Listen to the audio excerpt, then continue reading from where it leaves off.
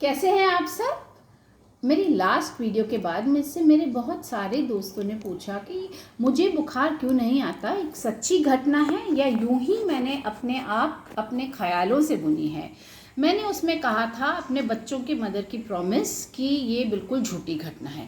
पहले मैं आपको मदर प्रॉमिस की कहानी सुनाती हूँ, आप खुद ही समझ जाएंगे वो घटना सच्ची थी या नहीं। बहुत साल पहले मेरी दो बेटियां हैं, मीरा एंड पद्मिनी, बहुत प्यारी हैं और उन्होंने मुझे लाइफ में बहुत कुछ सिखाया है।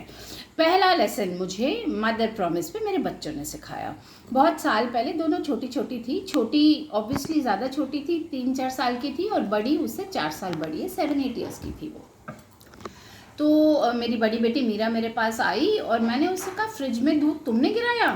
तो कहती मदर प्रॉमिस मैंने नहीं गिराया। तो मैंने कहा फिर किसने गिराया? कहती मुझे नहीं पता। उसने मदर प्रॉमिस खा तो ली, उसके बाद पूरे दिन वो इधर से उधर शी वॉज वेरी रेस्टलेस। मैंने कहा मीरा बेटा क्या हो गया, आप ऐसे क्यों परेशान हो? तो शाम को आई मेरे पास, फिर उसने मुझसे धीरे से पूछा मम्मी आप ठीक हो? मैंने कहा हाँ मैं ठीक हूँ बेटा, तुमको क्या प्रॉब्लम है? कहती मम्मी मैंने आपसे ना झूठ बोला। मैंने कहा क्या हुआ? कहती वो दूध मैंने ही गिराया था, मैंने झूठी मदर प्रॉमिस खाई, अब आप मर जाओगे क्या?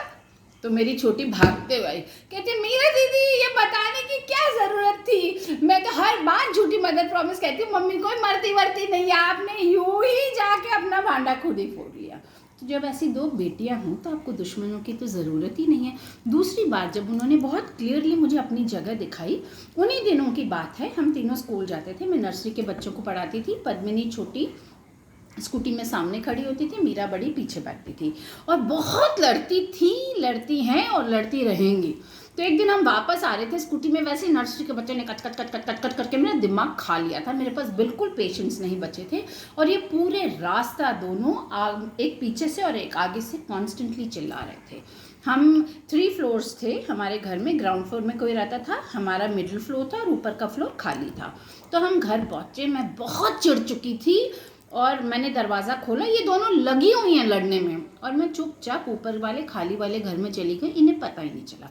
ये दोनों अंदर चली गई, लड़ती रही। 3-4 मिनट बाद इन्हें लगा, पद्मिनी ने पूछा मीरा दीदी मम्मी कहाँ है?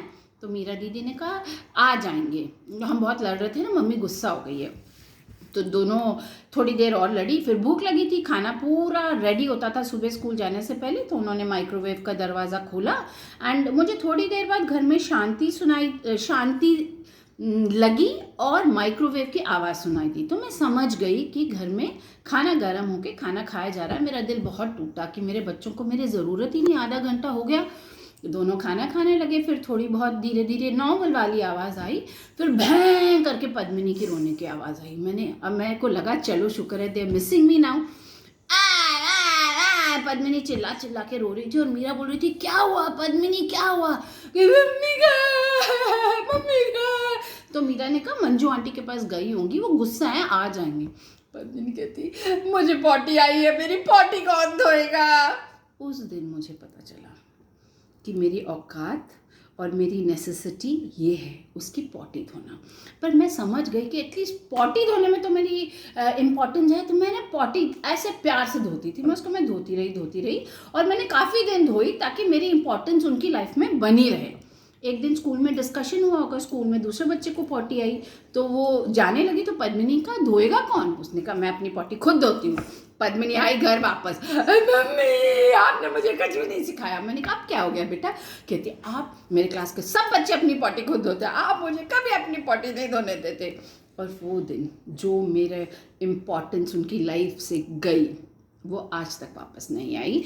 पर अभी भी कुछ चीज़ें हैं जो वो मेरे बिना नहीं कह सकते, वो कभी और किसी दिन किसी और वीडियो में डिस्कस करेंगे। Take care, bye bye.